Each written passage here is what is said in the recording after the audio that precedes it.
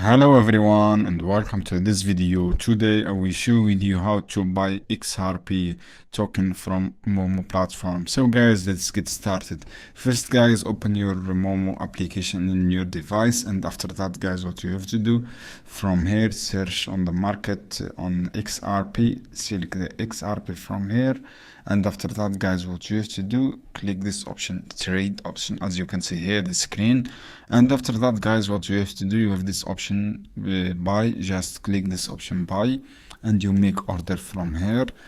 And after that guys, you can start trading by click this option buy. As I say, this is how you can do guys. This is easy step. Just follow this step on the screen, trade and click this option buy.